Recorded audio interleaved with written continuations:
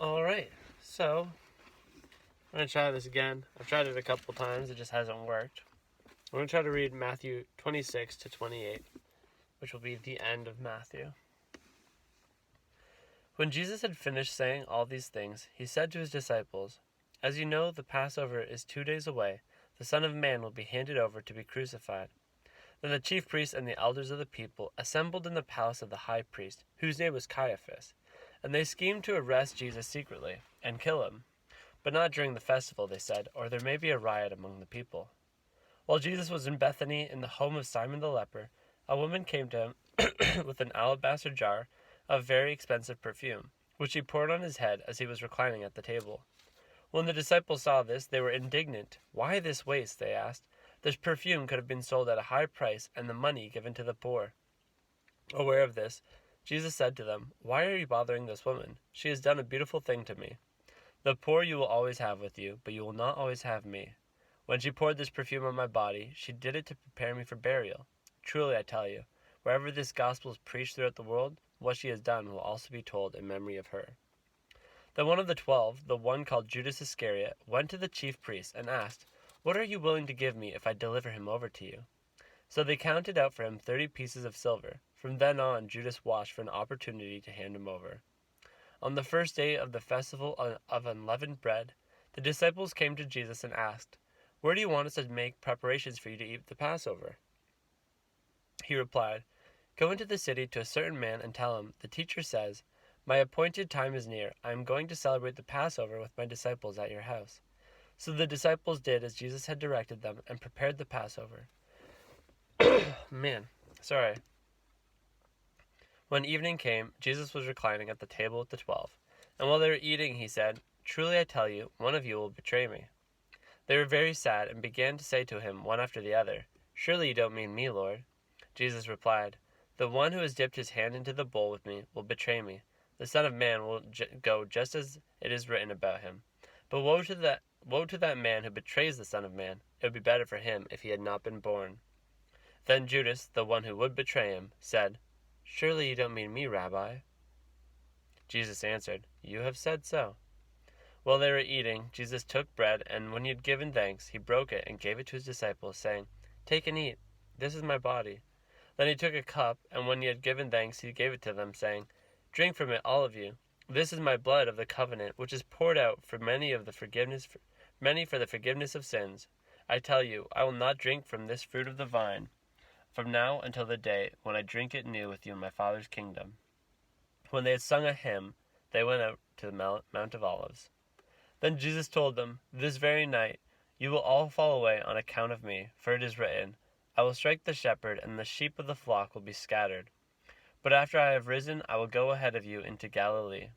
Peter replied, "Even if all fall away on account of you, I never will." "Truly I tell you," Jesus answered, "this very night, before the rooster crows, you will disown me 3 times." But Peter declared, "Even if I have to die with you, I will never disown you." And all the disciples said the same. Then Jesus went with his disciples to a place called Gethsemane, and he said to them, "Sit here while I go over there and pray." He took Peter and the 2 sons of Zebedee along with him, and he began to be sorrowful and troubled. Then he said to them, "My soul is overwhelmed with sorrow to the point of death. Stay here and keep watch with me." Going a little further, he fell with his face to the ground and prayed, "My Father, if it is possible, may this cup be taken from me. Yet not as I will, but as you will." Then he returned to his disciples and found them sleeping. "Couldn't you men keep watch with me for 1 hour?" he asked Peter. "Watch and pray so that you will not fall into temptation. The spirit is willing, but the flesh is weak." He went away a second time and prayed, "My Father, if it is not possible for this cup to be taken away unless I drink it, may your will be done." When he came back again he found them sleeping, because their eyes were heavy. So he left them and went away once more and prayed the 3rd time, saying the same thing.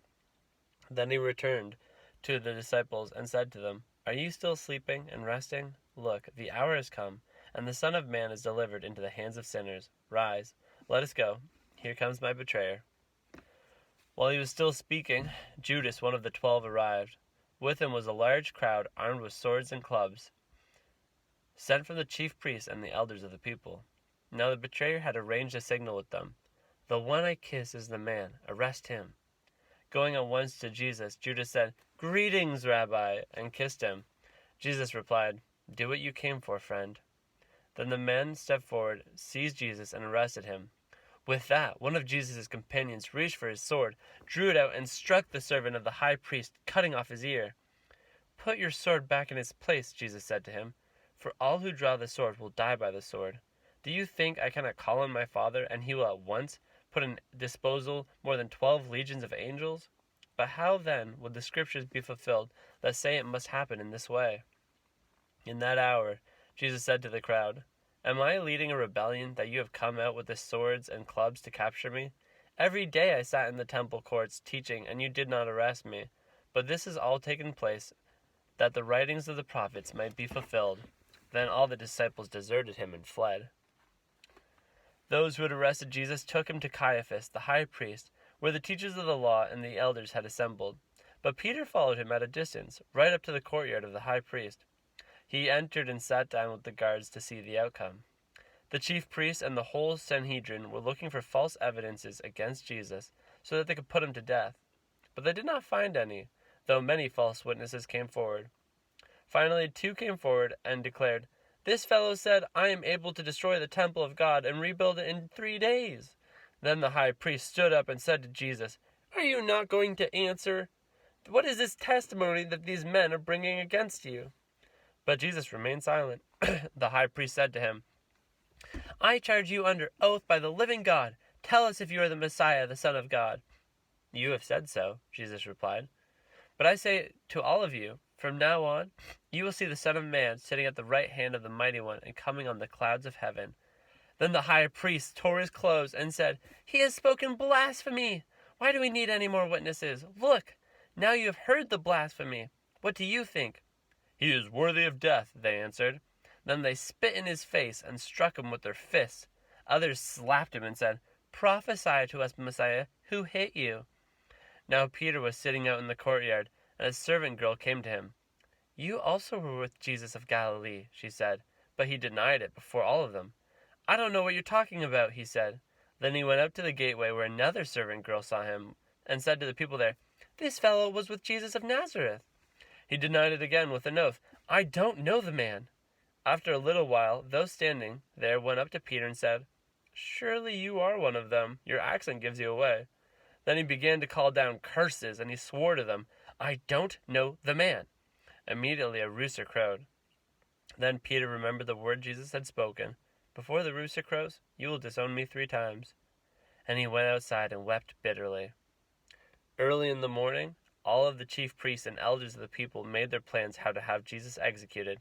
So they bound him and led him away and handed him over to Pilate the governor. When Judas, who had betrayed him, saw that Jesus was condemned, he was seized with remorse and returned the 30 pieces of silver to the chief priests and the elders. "I have sinned," he said, "for I have betrayed innocent blood." "What is that to us?" they replied. "That's your responsibility." So Judas threw the money into the temple and left. Then he went away and hanged himself. The chief priest picked up the coins and said, "It is against the law to put this into the treasury, since it is blood money." So they decided to use the money to buy the potter's field as a burial place for the foreigners. That is why it has been called the Field of Blood to this day. Then what was spoken by Jeremiah the prophet was fulfilled. They took the 30 pieces of silver, the price set on him by the people of Israel, and they used them to buy the potter's field as the Lord commanded me. Meanwhile, Jesus stood by the governor, and the governor asked him, "Are you the king of the Jews?" "You have said so," Jesus replied. When he was accused by the chief priests and the elders, he gave no answer. Then Pilate asked him, "Don't you hear the testimony they are bringing against you?" But Jesus made no reply, not even to a single charge, to the great amazement of the governor. Now it was the governor's custom at the festival to release a prisoner chosen by the crowd. At that time they had a well-known prisoner whose name was Jesus Barabbas. So when the crowd had gathered, Pilate asked them, "Which one do you want me to release to you, Jesus Barabbas or Jesus who is called the Messiah?" For he knew it was out of self-interest that they had handed Jesus over to him. While Pilate was sitting on the judge's seat, his wife sent him this message, "Don't have anything to do with that innocent man, for I have suffered a great deal today in a dream because of him." But the chief priests and the elders persuaded the crowd to ask for Barabbas and have Jesus executed. "Which of the two do you want me to release to you?" asked the governor. "Barabbas," they answered. "What shall I do then with Jesus, who is called the Messiah?" Pilate asked. They all answered, "Crucify him!" "Why? What crime has he committed?" asked Pilate. But they shouted all the louder, "Crucify him!"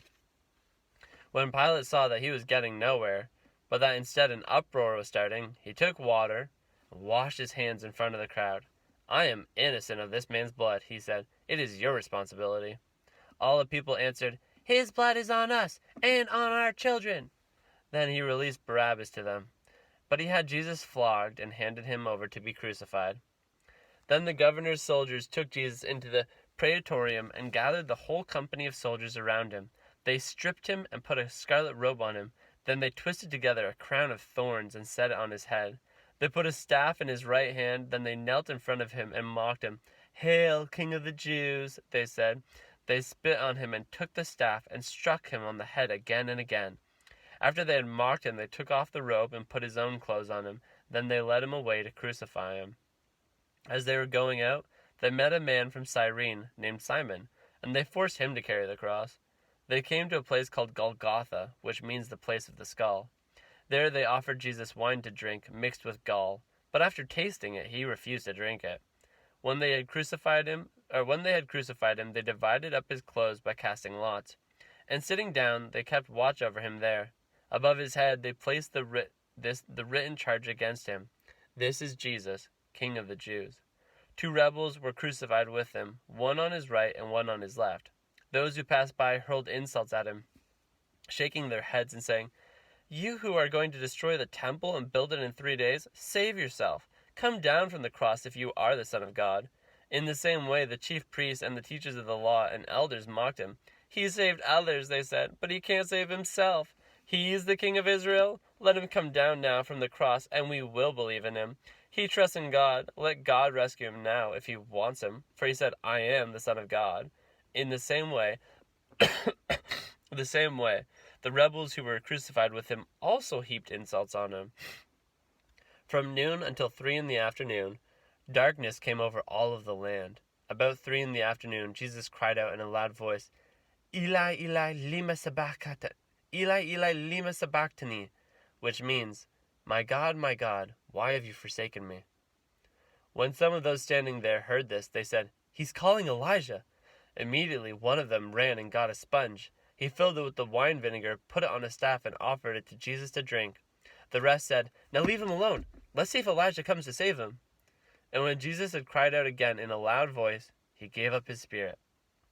At that moment the curtain of the temple was torn in two from the top to the bottom. The earth shook, the rocks split, and the tombs broke open. The bodies of many holy people who had died were raised to life. They came out of the tombs after Jesus' resurrection and went into the holy city and appeared to many people. When the centurion and those with him who were guarding Jesus saw the earthquake and all that had happened, they were terrified and exclaimed, "Surely he was the Son of God." Many women were there watching from a distance. They had followed Jesus from Galilee to care for his needs. Among them were Mary Magdalene, Mary the mother of James and Joseph, and the mother of Zebedee's sons. As evening approached, there came a rich man from Arimathea named Joseph, who had himself become a disciple of Jesus. Going to Pilate, he asked for Jesus' body, and Pilate ordered that it be given to him. Joseph took the body, wrapped it in a clean linen cloth, and placed it in his own new tomb that he had cut out of the rock. He rolled a big stone in front of the entrance to the tomb and went away.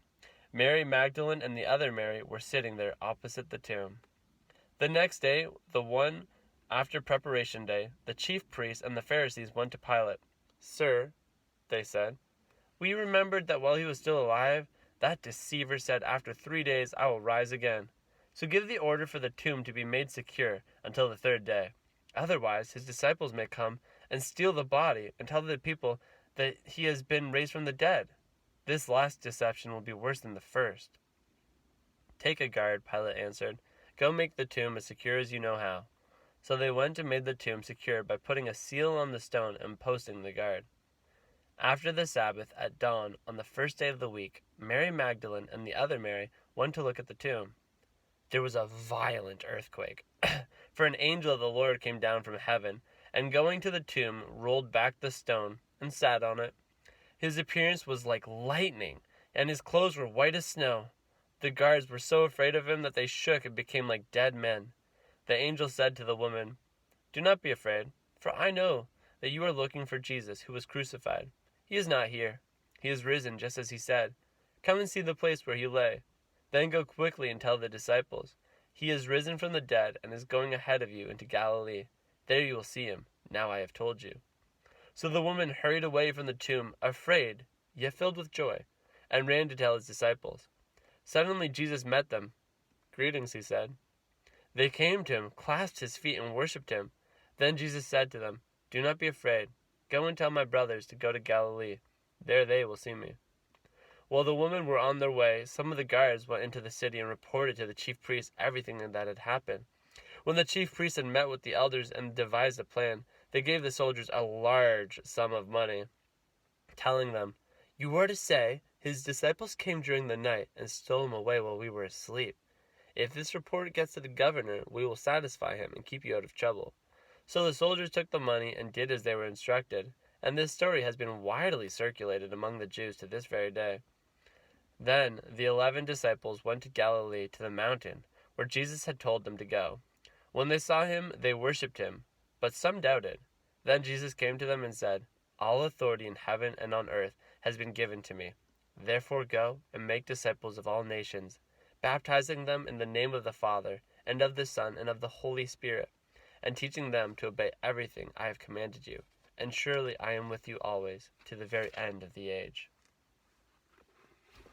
That is the end of the Gospel of Matthew. Next, we'll be looking at the Gospel of Mark, which is similar to Matthew, but written for a different purpose. And written to a different group of people back in that time, which means that it'll have different stories of Jesus' life in it, different perspectives, and some things that just you'll get to see from different lenses. So that would be very neat. Yeah, I hope you've enjoyed Matthew, and I hope you'll watch for Mark. All right. Bye, guys.